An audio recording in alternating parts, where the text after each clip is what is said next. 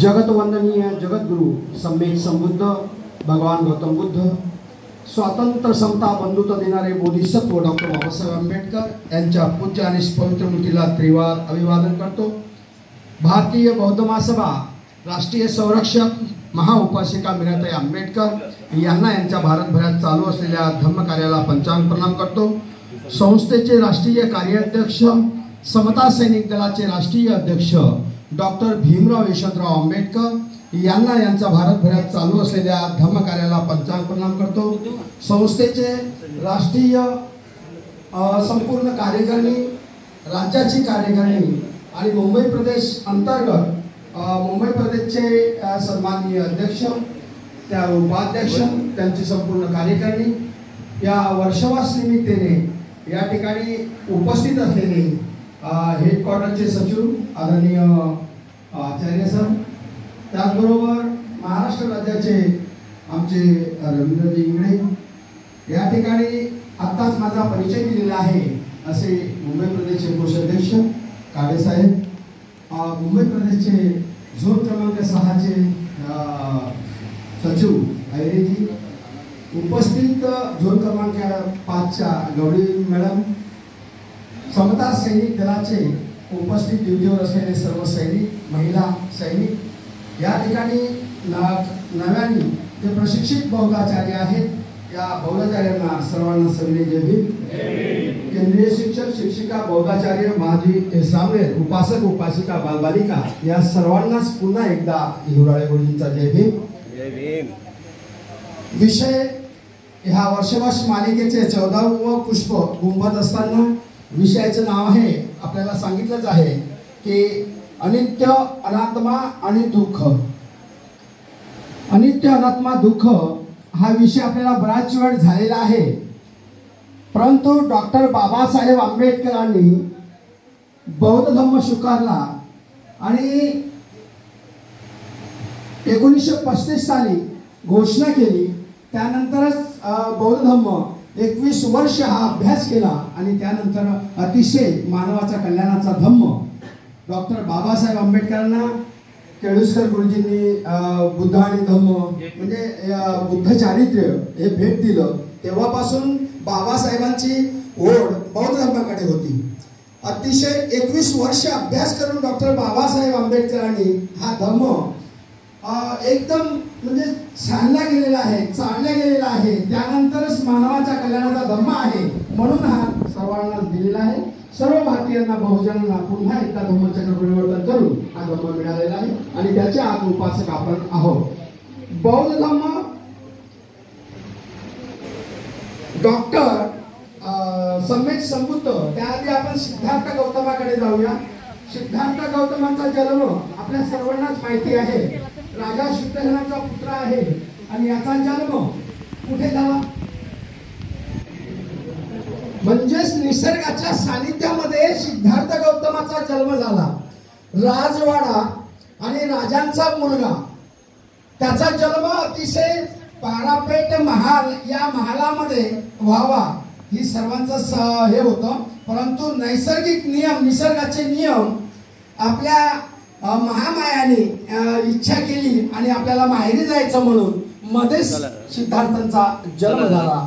आणि सिद्धार्थ राजाचा मुलगा असताना या निसर्गाच्या सानिध्यामध्ये त्याचा जन्म होतोय आणि निसर्गाच्या सानिध्यामध्ये जन्म झाल्यानंतर तो संपूर्ण जीवन जर पाहिलं सिद्धार्थाचं, त्याला सम्यक संबोधी सुद्धा 6 वर्ष खरं तर तपश्चर्या केल्यानंतर निसर्गाच्या सानिध्यामध्ये म्हणजे खुले आम पूर्ण आकाशाच्या माध्यमातून एक पिंपळ वृक्षाखाली बौद्ध धम्म हा त्यांनी आकलन केला 6 वर्षाच्या तपश्चर्याच्या नंतर.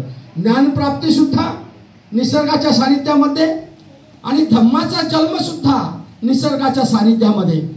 म्हणजेच पंचवर्गीय भिक्षूंना ज्या ठिकाणी राजा शुद्ध पंचवर्गीय भिक्षूंना धम्म दिला तोही सारनाथ या ठिकाणी.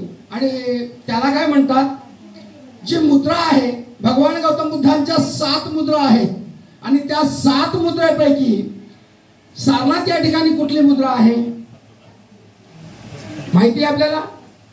धम्मचक्र प्रवर्तन मुद्रा. कुठली मुद्रा आहे? धम्मचक्र. बघा, संरक्षण विभाग सचिव झोन क्रमांक 5 चे ऐरे साहेब म्हणतात धम्मचक्र पवन मुद्रा आहे. बरोबर आहे. काय आहे त्या मुद्रेमध्ये? धम्म उपदेश करताना त्या ठिकाणी ती मुद्रा आहे. हे 3 बोट जरा वरती आहेत आणि हे 2 बोट असे एक दुसऱ्याला चिपकलेले आहेत. म्हणजे ही मुद्रा आहे धम्मचक्र पवन मुद्रा. या मुद्रेचा काय अर्थ आहे? संपूर्ण जीवनाचा या मुद्रेमध्ये अर्थ आहे. ही जी मुद्रा आहे या मुद्रेमध्ये जेवढ्या प्रकारच्या तृष्णा आहेत, मुख्य तृष्णा 3 आहेत, कामतृष्णा, भवतृष्णा आणि विभव तृष्णा. मग अशा 104 प्रकारच्या तृष्णा, सर्वच तृष्णा नष्ट करण्याचा भगवंताने उपदेश त्या ठिकाणी केलेला आहे. अनित्य, अनात्मा, दुःख ह्या 3 बोट म्हणजे काय आहेत? अनित्य, अनात्मा आणि दुःख. आपण सर्वजण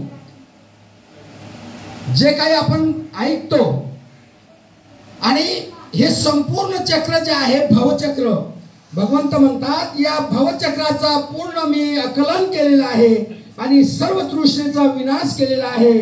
त्यालाच आपण सम्यक संबुद्ध म्हणतो.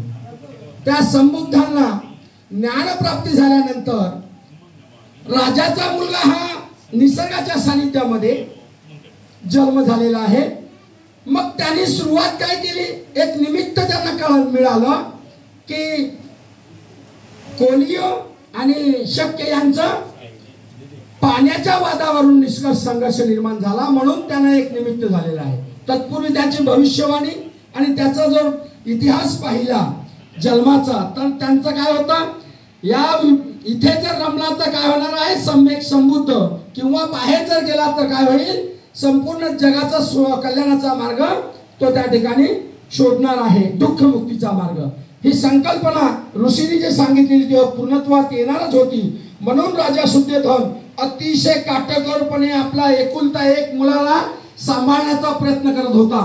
कारण 3 ऋतू हे महान त्यांनी बांधून दिले आणि अनेक दाशा त्यांना सेवेसाठी दिल्या, परंतु त्या ठिकाणी सिद्धार्थ हा रमला नाही. हा नियम आहे, निसर्गाचा नियम आहे.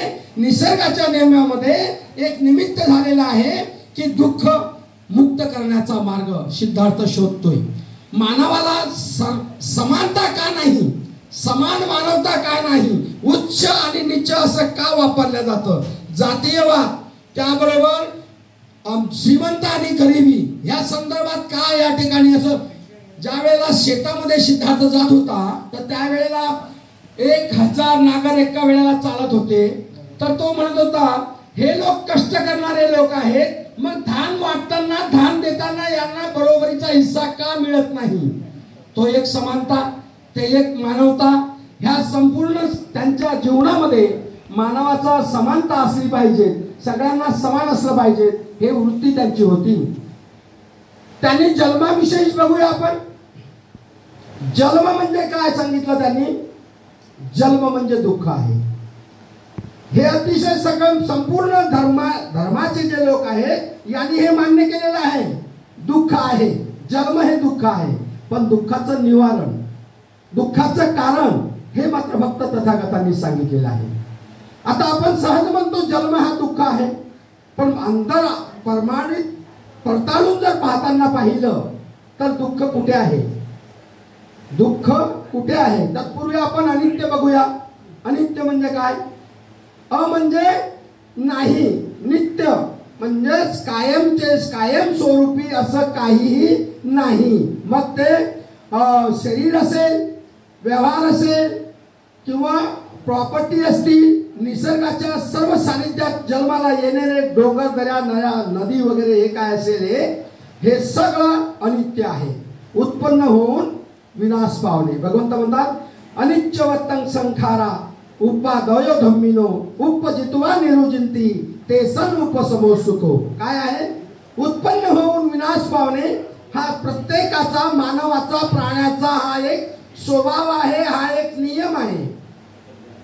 या नियमामधून परिवर्तन आहे हे आपण समजणे हे अतिशय महत्वाचं आहे.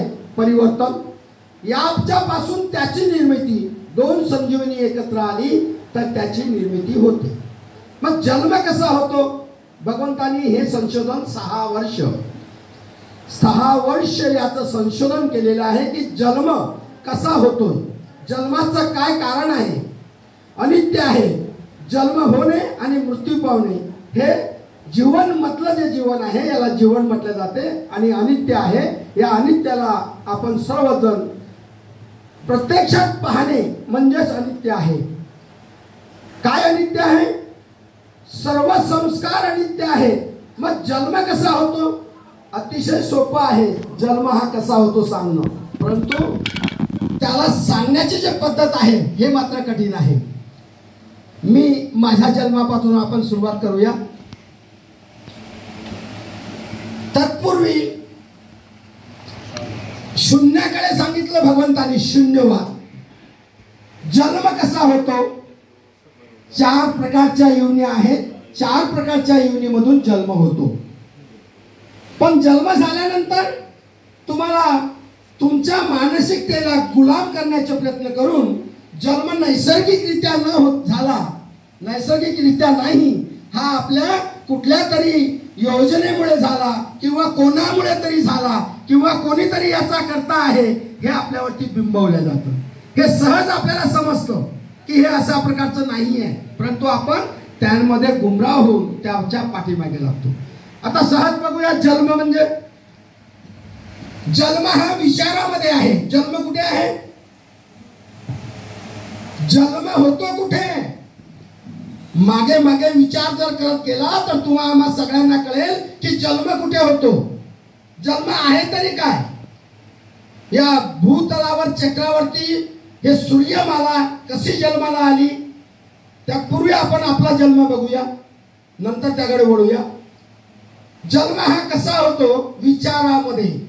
एक उदाहरण, पित्याचे विचार जागृत होतात. पित्याचे विचार जागृत होतात तेव्हा तो मातेचे विचार जागृत करतो. दोघांचे एकत्रीकरण होते त्यावेळेला जन्म आहे. जन्म कुठे आहे? पित्याच्या विचारामध्ये. विचार काय आहे? सर्वस्व पातळी जर बघितली तर तिथे शून्यवाद आहे. जन्म तिथे आहे, जन्म झाला तिथे. विचार, पित्याचे विचार ज्या वेळेला जागृत झाले त्यावेळेला तिथे जन्म झाला. जन्म पाहिला तर काहीच नाही, अनित्य आहे. अनित्य आहे जन्म. काय आहे? सर्व ते नित्य अनित्य आहे. मग ते विचार जागृत झाल्यानंतर, मातेचे विचार जागृत झाल्यानंतर, दोघांचं एकत्रीकरण झाल्यानंतर पित्याचे वीर्य शुक्रकण आणि मातेचे रजकण असंख्य असे पातळ वीर्य असते, एकदम पातळ वीर्य असते. असंख्य त्यामध्ये म्हणजे शुक्र आणि हे युद्ध चालू असते. दोघांचेही वीर्यांचं युद्ध चालू असते. अनेक हे जवळजवळ 2 ते 2.5 महिने चालते संघर्ष. या शुक्रांचा आणि रजकणांचा हा संघर्ष भयानक चालतो. त्यामुळे ज्याचे जास्त जंतू असतील, शुक्र किंवा रजकण असतील, त्याचा जन्म, त्याचा आकार येण्यास सुरुवात होते 2.5 महिन्यापर्यंत. मग ते मुलगी शुक्र असतील तर मुलगा, रजकण असतील तर मुलगी, हा रूप धारण होते त्या ठिकाणी 2.5 महिन्यानंतर. म्हणूनच म्हणतात काय केलं जातं, 2 ते 2.5 महिन्याच्या नंतर गर्भपात करता येत नाही. गर्भपात केव्हा होतो? 2.5 महिन्यामध्ये हा पूर्ण आकार त्याला दिलेला असते आणि एक क्षणामध्ये असा स्फोट होतो, पूर्ण शरीराचे अवयव निर्माण होतात आणि 3 महिन्यात पूर्ण शरीराचे अवयव निर्माण झाल्यानंतर आई जे पोषण करणार आहे, आई जे पोषण करते त्या बाळाला नळीद्वारे श्वास घेत असेल, मग विचार काय करत असेल, हे सगळं काय करत असताना त्याद्वारे त्या बाळाला ते पोचते. म्हणजे जन्म झालेला आहे. जन्म कुठे आहे? परंतु इतर धर्मीय संस्कृती तुम्हाला सांगतात, काय सांगतात? चुकीचं. सिद्धार्थाचा म्हणजे जन्म जो होतो तो आईच्या उदराच्या बाहेर आल्याच्या नंतर तो टाइम, तो वेळ आणि तो दिवस, ते वर्ष, तो जन्म तिथे नाही. जन्म कुठे आहे? वडिलांच्या विचारामध्ये. तिथे जन्म आहे, तिथून सुरुवात झालेली आहे. मग ते ज्याला जे जे पाहिजे ते पोषण आईच्या उदरामधून मिळते. आणि म्हणून म्हणतात मुलीला विचार करण्याची पात्रता जी आहे, अशा पद्धतीनं आपण त्याला विचार चांगला घडावं म्हणून आईने विचार चांगले करावे, वडिलांनी विचार चांगला करावे. अशा पद्धतीचं त्याचं ते जीवन पोषण त्याला मिळत राहतं आणि त्याचं ते वाढ होत राहते. बाळ जन्माला आल्यानंतर किती फूट असते? 1.5 किंवा 1.25 फुटापर्यंत. त्याचं वय, आईची जेव्हा नाळ तुटते, कापल्या जाते, तेव्हा मात्र तो खूप ओरडतो. का ओरडत असेल? तो आधी जीवित आहे, आता त्याला मिळत होतं, त्या ठिकाणी ते कट झालेलं आहे म्हणून तो ओरडतो. काय ओरडतो तो? काय म्हणतो? तेहा तेहा तेहा म्हणजेच पाहिजे. काय पाहिजे? मला पाहिजे. तृष्णा तिथून सुरुवात झालेली आहे. मला पाहिजे, मला हे पाहिजे, मला ते पाहिजे. मग काही आमच्या आया बहिणी असतात, त्यावेळेला म्हणतात, किंवा नर्स असेल त्यावेळेला म्हणतात, आपल्या जर घरी बाळाचा जन्म झाला तर त्यावेळेला म्हणतात की या बाळाच्या गुळाचं पाणी किंवा असा गुळाचा काय तरी गोड पाण्याचं तोंडामध्ये घाला, तेव्हा ते थांबते. त्याला मिळालं, त्याला पोषक पाहिजे, त्यावेळेला ते मिळालं. मिळाल्यानंतर ते सुरुवात झाली, मग त्याची ती तारीख ठरवल्या जातं, मग त्याचं पंचांग पाहिलं जातं, तेव्हा तो तिथे इतर धर्मीयामध्ये तो गेला जातो. ते अतिशय चुकीचं आहे. वेळ, काळ आणि दिवस हा सर्वांसाठी अतिशय महत्वाचा आहे, चांगला आहे. ज्या वेळेला आपण पृथ्वी तलावर जन्म घेतो, आईच्या उदरातून बाहेर येतो, त्यावेळेला ते स्थिती आपल्यासाठी अतिशय महत्वाची आहे. इतरांसाठी सुद्धा ती महत्वाची आहे. आपण ते आता तर पाहिलं तुम्ही तर अनेक प्रकारच्या लोक स्थिती सुद्धा बदलतात, निसर्गाच्या नियमाच्या विरोधात जातात. कारण वेळ काळ मागतात, डॉक्टरांना वेळ काळ मागतात की आम्ही आमच्या बाळाला जन्म पुढे द्यायचा आहे. हा असा एकदम चुकीचा प्रकार आहे. नैसर्गिकरित्या निसर्गाच्या नियमामध्ये हे झालेले अतिशय जीवनाला पोषक, जीवनाला वाढीव हे अतिशय लाभदायक असतात, त्यामुळे वाढ होते. आणि ज्या वेळेला 2 ते 1.5 फुटाचं बाळ आज आपल्या समोर उभा आहे, मला कळलंच नाही, मला स्वतःला काहीच कळलं नाही. मी आज 60 वर्षाचा झालेला आहो. मी कधी बाळ झालो, बाळाचा तेच ते शरीर माझं आहेच नाही आहे, क्षणाला बदलत आहे. पण ते मला स्वतः त्याचं वाकलन किंवा मी विचार करत नसल्यामुळे ते मला कळतच नाही आहे. आणि त्यामुळे मी आज 2 फुटाच्या ऐवजी 6.5 फुटाचा झालेला. कधी झालो कळलंच नाही. कधी लग्न झालं, कधी मुलं झाले, हे मला काही कळलंच नाही. आणि कधी आता पुढे म्हातारा होणार आहे, हा नियम आहे, नैसर्गिक नियम आहे. जन्मा मिळाल्या म्हणजे अनेक मग विधी आहेत. ब्राह्मण लोक जे अतिशय हुशार आहेत ते सांगतात, या भारतातले लोक, या भारतातल्या लोकांचा बुद्धीचा विकास का होत नाही आहे, तर ते सहज सांगतात. अमेरिकेमधील लोकांचा संवाद त्यामध्ये सहज सांगतात, यांचा जन्म हे जन्माला सुद्धा असे येऊ शकत नाही. आणि जन्म आल्यानंतर त्याचं नामकरण करण्यासाठी सुद्धा आम्हाला त्याचा गृहप्रवेश करण्यासाठी, त्याचे जेवढे संस्कार करण्यासाठी हे सगळं आमच्या हातात आहे. त्याचे सर्व विचार आमच्या हातात आहेत. तो आम्हाला सर्व बांधला गेलेला आहे. त्यामुळे त्यांचं आम्ही सांगेल तसे ते मानसिक गुलाम झालेले आहेत आणि मानसिक गुलाम होत आहेत. आपण त्या मानसिक गुलामाला तोडून डॉक्टर बाबासाहेब आंबेडकरांनी आम्हाला बौद्ध धर्म दिला, त्याचं आचरण करणं आणि जीवन जन्म कसा आहे हे आपण वैचारिक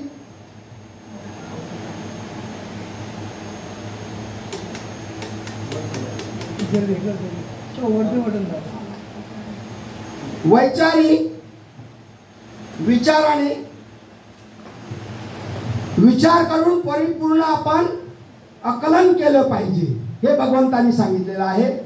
जन्म हा असा झाल्यानंतर आयुष्यभर तुम्हाला गुमराह करण्याचं काम अनेक प्रकारे. निसर्गाचा जन्म आपण बघूया.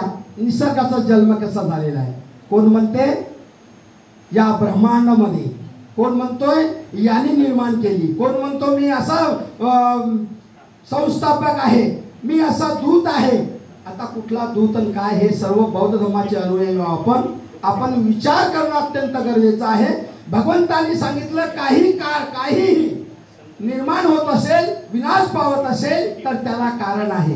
कारणाशिवाय काहीही नाही. मग कुठलीही गोष्ट असू द्या ते उत्पन्न होते आणि ते माध्यम जे काही काल मर्यादा आहे त्या काला मर्यादापर्यंत त्याचं अस्तित्व असते आणि मग ते लयास जाते.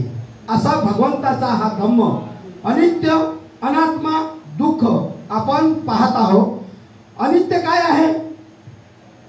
ज्याने विपश्यना केलेली आहे त्याला संपूर्ण आतील जो प्रकार आहे आत अनित्य आहे.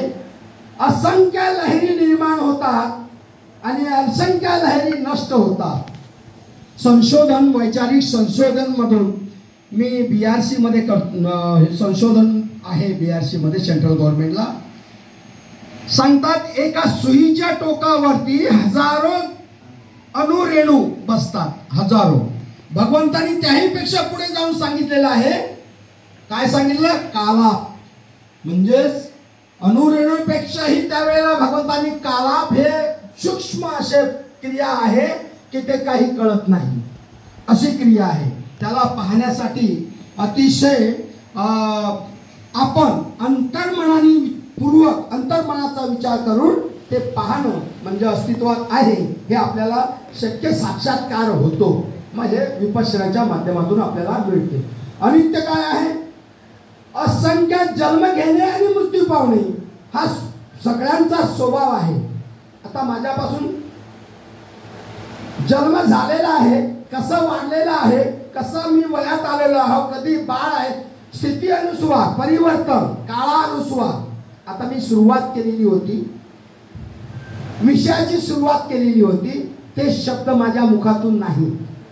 आता जे मी बोलत आहो, वर्तमानमध्ये जे बोलत आहो हे वेगळी स्थिती आहे आणि पुढे जे बोलणार आहोत हे क्षणात एक क्षणाला बदल होत आहे.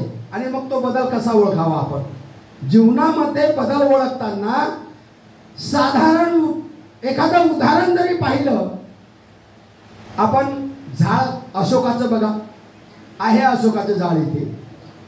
अशोकाच्या झाडाला शेंड्यावरती एकदम पिवळी आणि कोवळी पानं असतात. कधी वाढतात, कधी पिवळसर होतात, कधी लालसर होतात आणि कधी लालसर झाल्यानंतर हिरवी होतात, कधी हिरवी झाल्यानंतर पिवळी होतात आणि पिवळी झाल्यानंतर कधी गळतात. हे मात्र विचार करण्यासारखं आहे. ते एका क्षणामध्ये क्षणाला बदल आहे, परिवर्तन आहे हे भगवंतांनी आपल्याला सांगितलेलं आहे. आणि ते नियम माणसाने माणसाच्या विचारात आकलन करून घेणं अतिशय महत्वाचं आहे. ते आपण सर्वांनीच करणं गरजेचं आहे. हे अशा प्रकारे आहे. भगवंत म्हणतात एखाद्या जांभळीच्या झाडाखाली जरा बघा, काय असतं? फुलं पडलेली असतात, कळ्या पडलेल्या असतात, पिकलेली जांभळं पिकलेली असतात, कच्च्या जांभळं पडलेली असतात, अनेक प्रकारचे जांभळं पडलेली असतात. कारण हे पडणारच आहे, हे होणारच आहे. हे असल्यामुळे सुद्धा आपण जर क्रिया प्रतिक्रिया थांबली तर काय होणार आहे? संपूर्ण सृष्टीचं भवचक्र थांबेल. मग थांबलं तर चालणार का? नाही. हे भवचक्र सतत सुरुवात असलीच पाहिजे या भवचक्राची. आणि या भवचक्रामध्ये आपण सुद्धा एक प्राणी मानव जन्माला आलेलो आहोत, याचं आपल्याला भान असलं पाहिजे. हा नियम प्रत्येकाला लागू आहे. या नियमामध्येच आपला जन्म झालेला आहे. म्हणून आपण हा नियम अतिशय महत्वाचा आहे. नियम अनित्य. भगवंत डॉक्टर बाबासाहेब आंबेडकर म्हणतात, अनेक घटकांनी बनलेल्या वस्तू हे अनित्य आहे. काय म्हणतात? अनेक घटकांनी बनलेल्या वस्तू अनित्य आहेत. प्रत्येक समुत्पन्न, उत्पन्न होणे आणि नष्ट होणे हे अनित्य आहे. हे अनित्य आहे. अनेक व्यक्तिगत रूपाने प्राणी अनित्य आहे. व्यक्तिगत रूपाने प्राणी अनित्य आहेत. प्रत्येक समुत्पन्नाचे आत्मतत्व हे अनित्य आहे. अनित्य म्हणजेच अस्थिर. काहीच स्थिर नाही, काहीही स्थिर नाही. सतत या पृथ्वी तलावर बदल होत असतो. वस्तू, प्राणी, लय, उत्पन्न, स्थिती आणि लय, हे अशा प्रकारची स्थिती ही चालूच असते. याला कोणीही थांबवू शकत नाही. आपण पृथ्वीची निर्मिती बघूया. जन्म, पृथ्वीचा जन्म काय होतो? काही संशोधन करणारे जे असतात संशोधक, ते कोणी निर्माण केली? भरगटण्याचे विचाराला प्रयत्न करतात. म्हणून तथागतांनी हा पूर्ण विचार केलेला आहे. आणि संशोधनाच्या माध्यमातून जे सायंटिफिक असतात यांनी सुद्धा याचं संशोधन केलेलं आहे. माणूस किती वर्षाच्या नंतर मृत्यू काळ झालेला आहे, हा कधी मृत्यू झालेला आहे, कशाने मृत्यू झालेला आहे, हे मात्र तुम्हाला संशोधन केल्यानंतर, त्याची चिकित्सा केल्यानंतर हे तुम्हाला मिळते. तुम्हाला वेळ काळ कशाने झाला हे सगळी माहिती त्या संशोधनाच्या माध्यमातून मिळते. परंतु तो कुठल्या धर्माचा आहे हे मात्र सांगता येत नाही विज्ञानाला सुद्धा. म्हणून हे धर्म कोणी निर्माण केलेले आहेत. आणि धर्म म्हणजेच काय हे धर्म आपण पुढे पाहत आहोत. धर्म म्हणजेच काय? पृथ्वीचा जन्म कधी झाला? पाठ्यपुस्तकामध्ये आहे, विज्ञानामध्ये आहे, संशोधनामध्ये आहे. पृथ्वीचा जन्म कधी झालेला आहे? 400 अब्ज वर्षापूर्वी या पृथ्वीचा जन्म झालेला आहे. किती वर्षापूर्वी? 400 अब्जापूर्वी या पृथ्वीचा जन्म झालेला आहे. आणि जन्म झाल्यानंतर कसा जन्म झाला? जन्म कसा झाला? या सूर्यमालामध्ये असंख्य असं म्हणजे वायुगतीने हे आता चक्र चालू आहे. आणि या चक्रामध्ये सूर्य फिरत आहे. सूर्य फिरता फिरता, सूर्य कसा आहे बघा. काय आहे सूर्य? एक लावा आहे, एक आग आहे, आगीचा एक गोळा आहे. म्हणजे अखंड नाही. सर्व असं तुम्हाला पाहिलं सकाळी सकाळी बघा सूर्यकिरण पडते त्यावेळेला तुम्हाला कळते सूर्याची स्थिती काय आहे. सूर्य असा मध्ये मध्ये आगेसारखा दिसतो, लावा आहे. आणि ते सूर्य फिरत असताना 400 अब्जापूर्वी वर्षापूर्वी असंख्य फिरता हे त्यातले ग्रह सुटले गेले. त्याला पृथ्वी म्हटलं जाईल, त्याला चंद्र उपग्रह म्हणता येईल, त्याला तारे म्हणता येतील. हे विभागले गेलेले आहेत त्या सूर्यापासून. आणि गरम लावा असल्यामुळे त्याला खूप वर्ष लागली त्याला थंड होण्यासाठी. आणि तो लावा काय व्हायचा? खाली वर खाली वर खाली वर. ज्या ज्या ठिकाणी वरती जातोय त्या ठिकाणी डोंगर तयार होतात. आणि ज्या ठिकाणी कमीत कमी वर खाली होत असेल त्या ठिकाणी टेकड्या तयार होतात. तयार अशा झालेल्या आहेत. आणि मग 300 वर्षापूर्वी, 300 कोटी वर्षापूर्वी या पृथ्वी तलावर मानवाचा जन्म झाला. मानव म्हणजे कोण? आम्ही नाही. त्याआधी आणिबा नावाचा, म्हणजेच असंख्य आवाढव्य, ज्याला आपण काय म्हणतो, कुठला प्राणी तो?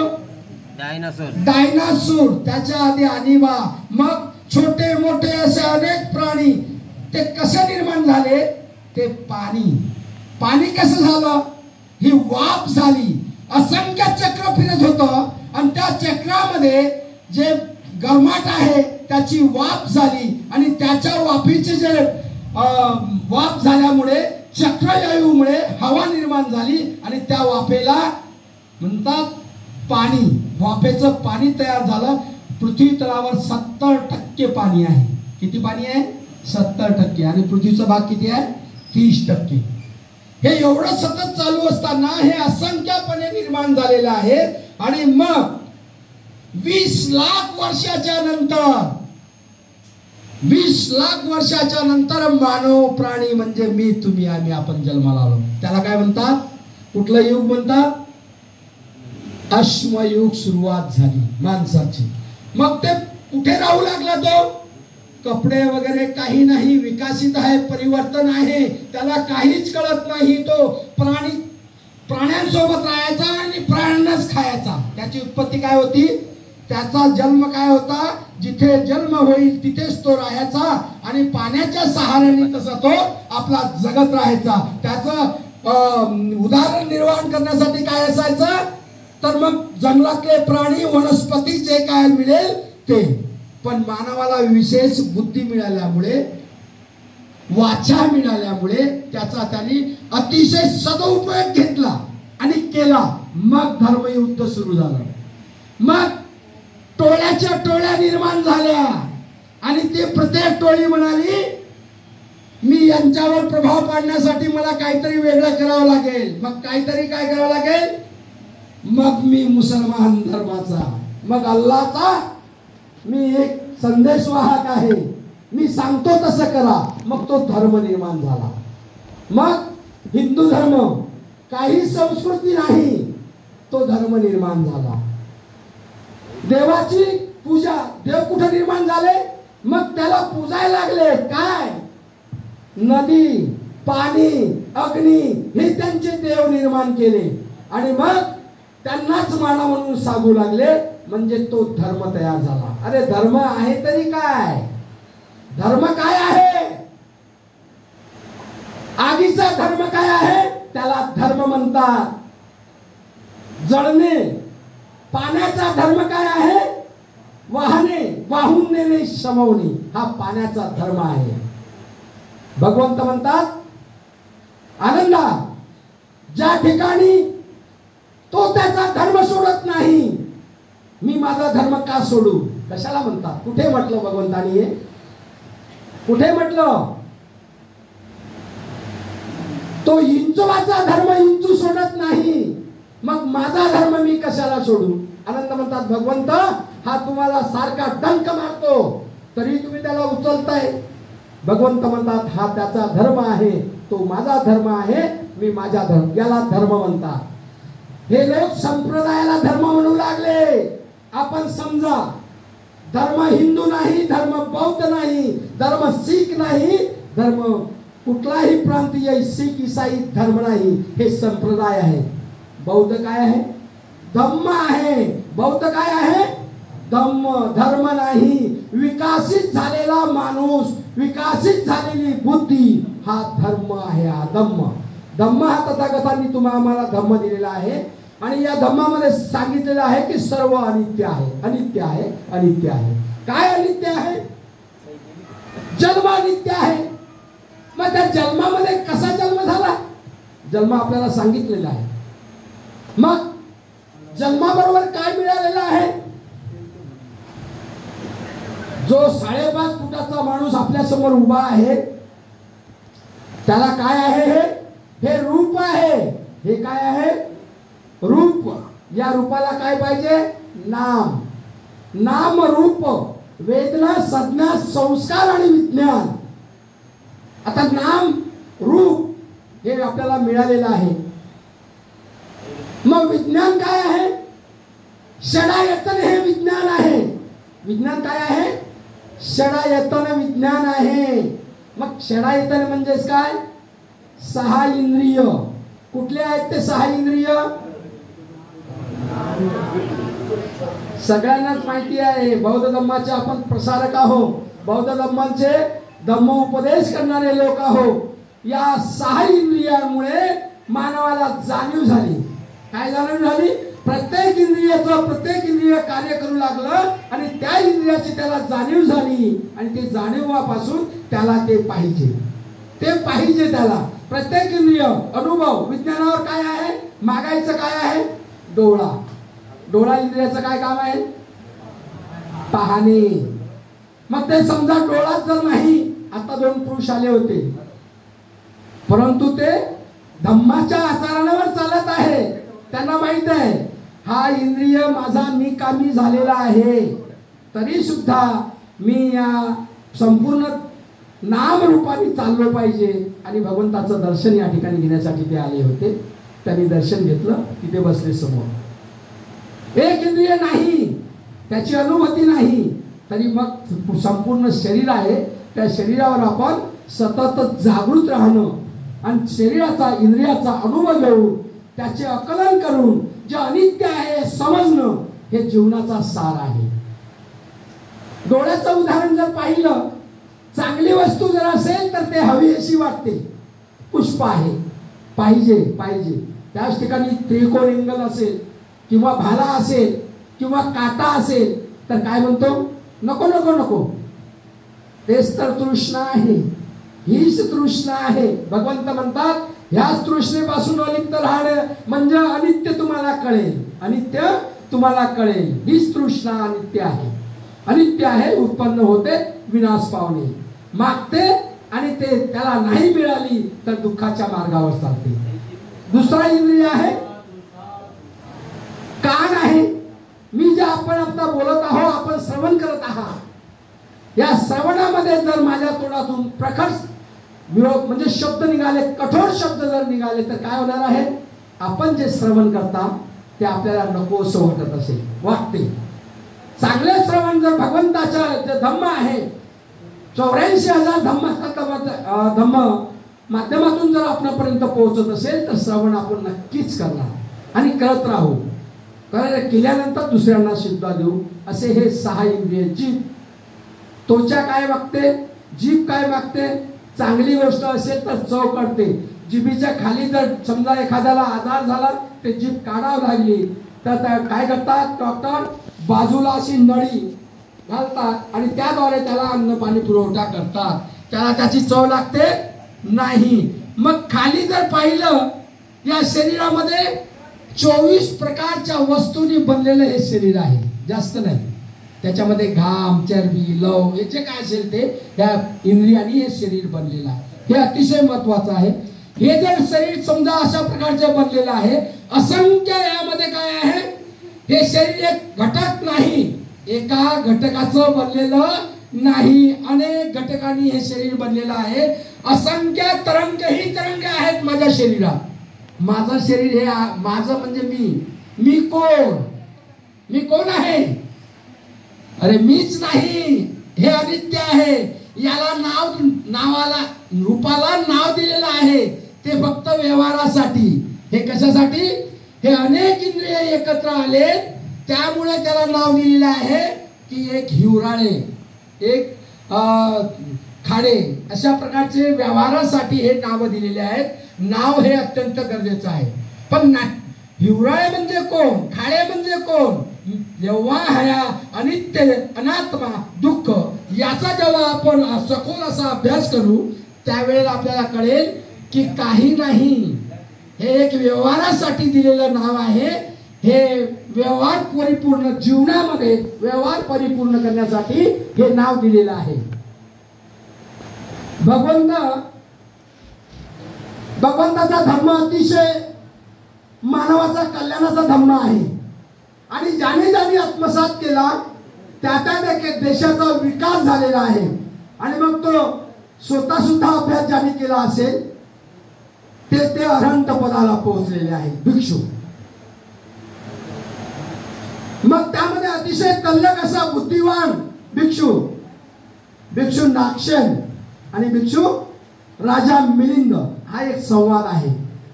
काय म्हणतात? दोघही धम्मामध्ये प्रवृत्त होते, दोघही खूप ज्ञानी होते. पण विचाराचा प्रश्न काय विचारावा? सगळ्याच धर्माच्या विषयी जर प्रश्न विचारला तर याची जाणीव नागसेनला आहे. म्हणून आपण काय विचारावं, मिलिंद राजाला प्रश्न पडला. मिलिंद राजांनी तरी सुद्धा विचारलं. काय विचारावं, याला काही प्रश्नाचं उत्तर देता येणार नाही असं राजा मिलिंद समजलं. परंतु नागसेन आहे, तथागतांचा भिक्षू, हा धर्मप्रचारक आहे आणि अतिशय विद्वान अभ्यासू आहे. मिलिंद राजांनी प्रश्न केला, म्हणते आपल्या सोबत जे आपले सहकारी आहेत, सहचारी जे आहेत, हे आपल्याला नागसेन म्हणून संबोधित आहेत. मग नागसेन आहे तरी कोण मला सांगा. प्रत्येक अवयवाचं नाव घेऊन विचारतोय. केस म्हणजे नागसेन, नाक, डोळे, कान, त्वचा, नखे, बोटे हे सगळं म्हणजे नागसेन नाही. नाही महाराज. मग नागसेन म्हणजे आहे तरी काय. मी आपल्याला विचारून विचारून थकलोय. मग नागसेन आहे कोण. तेव्हा म्हणते नागसेन म्हणतात, महाराज आपण या भूमीचे राजपुत्र आहात, राजा आहात. आपण येताना या नदी नाले किंवा टेकडे रस्त्याने चालत आला असाल, आपल्या पायाला चटके लागले असतील, आपण दमला आहात, आपण जरा बसा, थोडी विश्रांती घ्या. म्हणते नागसेन म्हणतात, तुम्ही विश्रांती घ्या. राजा मिलिंद म्हणतो, मी चालत पायी आलेलो नाही, मी रथामध्ये आलो. पकडला शब्द. विद्वान आहे. मग रथ म्हणजे काय महाराज तुम्ही सांगा. तुम्ही म्हणता ना, तुम्ही खोटे बोलत आहात. तुम्ही रथात आलात. रथ म्हणजे काय, रथाचं जू, रथाचे दांडे, रथाची जे सांगाडा, रथाचे चाकं, हे रथ आहेत का. नाही म्हणते, नाही म्हणते, नाही म्हणते. मग आपण खोटे बोलत आहात. त्यावेळेला मिलिंद राजा म्हणते हे व्यवहारासाठी दिलेले नाव, या अनेक वस्तूंनी बनलेली जी वस्तू आहे त्याला रथ म्हणतात. व्यवहारासाठी हे नाव दिलेलं आहे, त्याला रथ म्हणतात. तेव्हा नागसेन म्हणाले, ज्या पद्धतीने आपण सांगितले रथ कशा पद्धतीचा आहे, तसेच आपण त्याला रथ म्हणतात. असंच व्यवहारासाठी या जो शरीर आहे, रूप आहे, या रूपाला नाव दिलेलं आहे नागसेन. त्या ठिकाणी दोघांची आकलन झाली आणि दोघांनी एक दुसऱ्याला प्रश्नाची उत्तर मिळाली. आपल्याला सुद्धा या प्रश्नाचं उत्तर मिळालं असेल की पृथ्वी तलावर जे जे जन्माला आलेला आहे त्या त्या वस्तूला नावं आहेत आणि एकही वस्तू अशी नाही की भगवंतांनी या प्रश्नाचं आकलन किंवा उत्तर दिलं नसेल.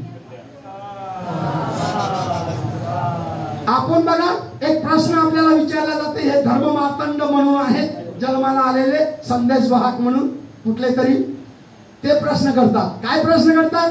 काही स्थिरता नसते त्या प्रश्नांना. काय प्रश्न आहे त्यांचा, कोंबडी आधी की अंडा आधी. आता काय आधी आहे तुम्ही सांगा. काय प्रश्न आहे.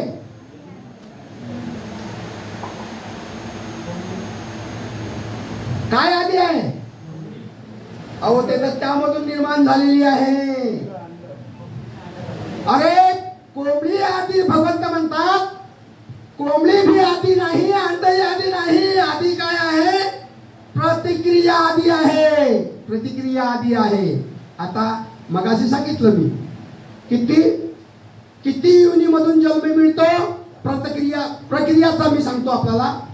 किती योनीमधून जन्म आहे, 4 योनीमधून जन्म आहे. एक आईच्या गर्भामधून, 2 आपण महिला पुरुष म्हणा, कोणीही म्हणा, जर आंघोळच नाही केली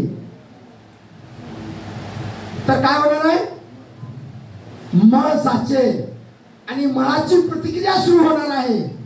मळाची प्रतिक्रिया सुरू झाल्यानंतर काय होती, लीक, हा जे आता काही म्हटलंय तुम्ही ते निर्माण होणार आहे. पृथ्वी अशीच निर्माण झाली. पृथ्वी अशीच निर्माण झाली. काय आहे पृथ्वीचं, पाणी, आग, वायू, हवा आणि पृथ्वी या 4 महाभूतास्कंदांनी पृथ्वीची निर्मिती झालेली आहे. आणि या 4 महाभूतास्कंद जर एकत्र आले की तिथं जन्म निर्मिती, जीवाची निर्मिती आहे, काहीही न करता. मगाशी सांगितलं 2 संजीवनी एकत्र आल्या, जन्म झाला. आता जर सांगितलं या 4 महाभूतांनी जन्म झाला. याचं संशोधन, याचा विचार करणं. जन्म असा होतो, जन्म कसा होतो? 4 महाभूत एकत्र येतात आणि तो जन्म होतो, त्याला जन्म म्हणतात. जन्म हा मुद्रेच्या बाहेर आल्यानंतर नाही. पृथ्वीचा सुद्धा जन्म सांगितला मी. पृथ्वी कशी जन्माला आली? काही म्हणतात तर पृथ्वी यांनी निर्माण केली, काही म्हणतात त्यांनी निर्माण केली. हे धर्म संप्रदायाचे मार्तंड आहेत, त्याचा आपल्याला त्याकडे जायचं नाही. आपल्याला तथागतांनी जो धर्म दिलेला आहे, अनित्य, अनात्मा, दुःख, हे जे सांगितलेलं आहे, या मार्गावर आपलं जीवन चालणं. दुःख आहे हे आपल्याला समजणं. काय आहे दुःख? काय आहे अनित्य? अनित्य आपल्याला सांगितलं. अनात्मा काय आहे? आत काय आहे या शरीरामध्ये? आतमध्ये अनात्मा. अनात्मा म्हणजे माझ्या शरीरामध्ये काय आहे? हे 24 प्रकारच्या इंद्रियांनी बनलेलं असंख्य तरंग लहरांनी बनलेलं आहे. माझं या ठिकाणी काही नाही, मी काही नाही. त्याचं अस्तित्व काय आहे? शून्य आहे. शून्यातूनच जन्म झालेला आहे. मग आत्मा कुठे आहे? भगवंत म्हणतात, जो आत्म्यावर विश्वास ठेवतो तो अधर्म आहे. डॉक्टर बाबासाहेब आंबेडकर म्हणतात, आत्म्यावर विश्वास ठेवणे म्हणजेच अधर्म आहे. तो धर्म नाही, तो धम्म नाही. आपल्याला धर्मच सोडायचा आहे. आपल्याला धम्म दिलेला आहे भगवंतानी. या धम्माचं आचरण करायचं आपल्याला. आणि जीवन, जन्म, मृत्यू यामधला जो काळ आहे, यामधला किती वर्ष आहे? किती वर्ष आहे माझं जीवन? किती वर्ष मी चालणार आहे? हे नष्ट होणारच आहे.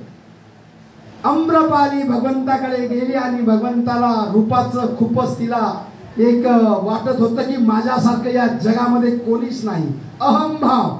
अरे या 24 प्रकारच्या शरीराच्या, इंद्रियाच्या माध्यमातून आपल्याला अहंभाव कशाला पाहिजे? हे नष्ट होणारच आहे. कालांतराने तर बाळ आहे, बाळासाहेब आणि बाळोबा होणारच आहे. सुरकत्या पडणारच आहे. शरीराला सर्व सुरकत्या पडणार आहे. दात हे पडणारच आहे. सतत प्रतिक्रिया आहे. अक्कलदाळ कधी येते मला सांगा? अक्कलदाळ ज्याला म्हणतात, हे कधी येते? कुठल्या वर्षी? वयाच्या 21व्या वर्षाच्या नंतर तर 35व्या वर्षापर्यंत अक्कलदाळ निर्माण होते. आणि दात कधी सुरुवात होता? 6व्या महिन्यापासून सुरुवात होता. सुरुवात होत आहे. पुढे स्टेज जात आहे. त्यानंतर तिथे गेल्यानंतर ते लयास येत आहे, पडायला सुरुवात होत आहे. पांढरे शुभ्र दात आहे, हे पडायला सुरुवात होणार. कशावर गर्व करायचा आहे? गर्व कशावर आहे? अज्ञान आहे, न कळाल्यामुळे गर्व आहे. जर कळालं असतं, कळालं, भगवंतानी सांगितलं आम्रपालीला, आम्रपाली तू एवढी रूपवान आहेस, तुझं एक दिवस रूप हे नष्ट होणार आहे. मग ती भगवंताकडे आली आणि भगवंताची उपासिका झाली आणि अनंत पदापर्यंत आम्रपाली पोहोचली. अभ्यास केला, जीवनाचा अभ्यास केला आम्रपालीने. आणि त्यावेळेला तिला कळालं की नाही, शून्य आहे माझं जीवन. आपल्याला माहिती आहे सगळ्यांनाच, भगवंतानी, प्रिय भगवंत सगळ्यांना जगतवंदनीय जगद्गुरु आहेत. भगवंत कोण आहेत? जगतवंदनीय जगद्गुरु. सगळं धर्म संस्थापक जे समजतात त्यांचे गुरु कोण आहेत? सम्यक संबुद्ध. आज आपण या मूर्तीला, भगवंताच्या स्मृतीला नतमस्तक होतो, पंचांग प्रणाम करतो, वंदन करतो. भिक्षूंना सुद्धा आमच्या पंचांग प्रणाम वंदन करतो. आपल्याला माहिती आहे, ही मूर्ती जगात भगवंताची मूर्ती पहिली बनली आहे. या विश्वामध्ये पहिली मूर्ती ज्या बनली असेल ते भगवंताची, आणि ते एका गाथेवरून. आपण म्हटली ही गाथा. कुठली गाथा आहे? नरसिंह गाथा माता यशोधरा आपल्या पुत्राला सांगते, ह्या जठामध्ये जे बसलेले आहेत ते तुझे सर्वश्रेष्ठ 80 शुभलक्षणे 32 शुभलक्षणे 80 चिन्ह परिपूर्ण आहेत, ते तुझे वडील आहेत. ती गाथा आहे. त्या गाथेवरून 100 वर्षानंतर पहिली धम्मसंगीती भरली. त्या धम्मसंगीतीची या गाथेचा आकार देऊन ही मूर्ती बनली कनिष्क राजाच्या काळामध्ये. म्हणून आपण मूर्तीपूजा नाही करायची. आपल्याला मूर्तीपूजा नाही, गुणांची पूजा आहे. किती गुण होते भगवंताकडे आत्ताच सांगितले. गुणांनी परिपूर्ण भगवंत होते आणि भगवंत ह्या जगाला जिथे जिथे जात असत तिथे तिथे सगळ्यांना हवे वाटत होते. कारण ते धम्म प्रसंग लोकांच्या श्रवण देत लोकांना धम्म सांगत होते. हा आला आला अजून फक्त अनित्यच चाललंय, अनात्मा बाकी आहे. आता अनात्मा भगवंत अतिशय प्रिय असल्यामुळे कुठल्या पौर्णिमेला भगवंतांनी घोषणा केली सांगा? माघ पौर्णिमेला भगवंतांनी घोषणा केली की आजपासून 3 महिन्यांनी तथागत सम्यक संबुद्ध महापरिनिर्वाण होणार आहे. आणि मग या अशाच प्रवचनाच्या माध्यमातून भगवंतांनी घोषणा केली माघ पौर्णिमेला. तर सर्व बसलेले दुःखी झाले. सर्व बसलेले उपासक जे भगवंताचा संघ हे सगळे दुःख झाले, सगळे दुःखी झाले. अरे भगवंत आता महापरिनिर्वाणाला जाणार आहे. धम्माचं काय, मला धम्म परिपूर्ण नाही, मी धम्मामध्ये परिपूर्ण नाही. म्हणून धम्मराम नावाचा एक भिक्षू त्यांनी एक संकल्पना केली पूर्ण. मी आतापर्यंत धम्मश्रवण भगवंत असल्यामुळे काही मी केलेला नाही. त्यामुळे मी आजपासून 3 महिने भगवंत माझ्या सहवासात असतील म्हणून मी धम्मश्रवण करणार आहे, धम्माचं आकलन करणार आहे. तर तो धम्माचं आकलन करण्यात अस्तवीर बनते धम्माराम यांनी संकल्प केला आणि तिथे बसला. तिथे बसल्याच्या नंतर एक टाइम फक्त भोजन आवश्यकता असलेली जीवनाला आणि मग आपला ध्यानस्थ धम्मामध्ये राहिला. जे जे भगवंतांनी स्कंद सांगितलेले आहेत, जे जे भगवंतांनी उपदेश केलेले आहेत ते तो आकलन करत राहिला. परंतु त्याच्या सहवासात असलेले, त्याच्या बरोबर असलेले भंते काय म्हणायचे, काय म्हणत होते भंते?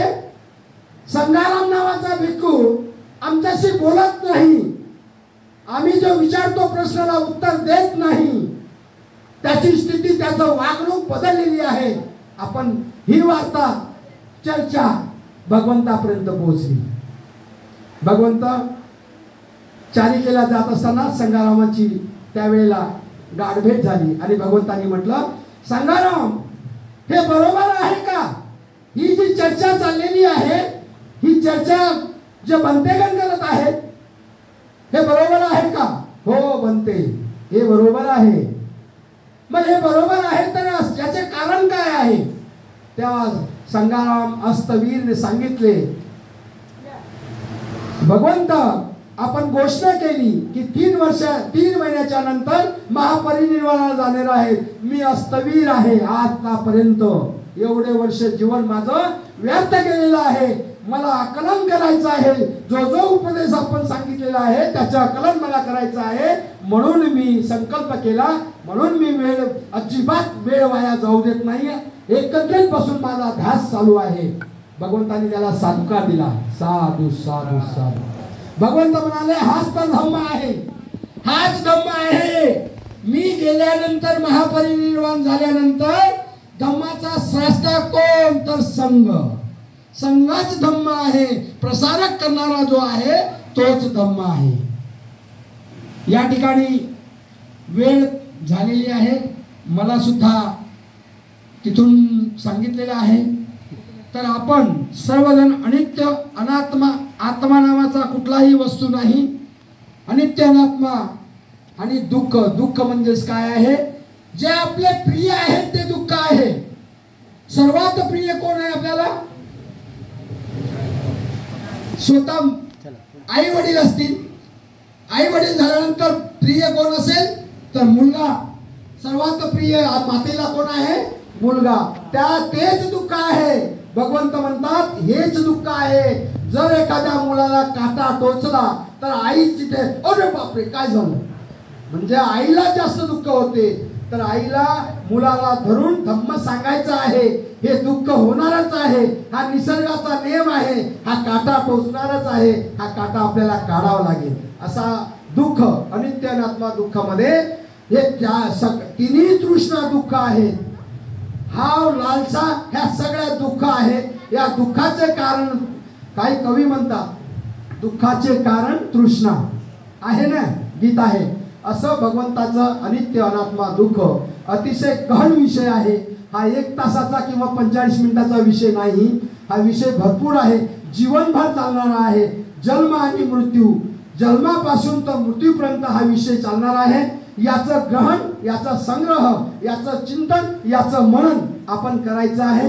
ते सतत आपल्याला याचे उत्तर, याचे प्रश्नाचे उत्तर आपल्याला मिळतील, आपण कराल ही अपेक्षा आपल्याकडून ठेवतो. बौद्ध धर्माचे प्रचार आणि प्रसारक म्हणून आपली आता नियुक्ती होणार आहे. आपण अशाच प्रकारे अनित्य अनात्मा दुःख, जगामध्ये कुठल्याही वस्तूचं नाव आत्मा नाही हे आपण सर्वांना सांगायचं आहे. अनित्य आहे, हे बदलणारे आहे, परिवर्तन आहे, हे सगळं या अनित्य अनात्मा दुःख या विषयाच्या माध्यमातून आपल्याला सांगायचं आहे. हा विषय माझा या ठिकाणी आपण सर्वांनी शांततेने ऐकून घेतल्याबद्दल आपण आपल्या सर्वांचे पूज्य भंते यांचे सुद्धा मी यांना सुद्धा पंचांग प्रणाम करतो. यांनी सुद्धा ग्रहण केलेला आहे. आपण सर्वांनी हा ग्रहण केलेला आहे. सर्वांच्या प्रती मंगल कामना करतो. हा विषय याच ठिकाणी थांबवतो. जय भीम, नमो बुद्धाय.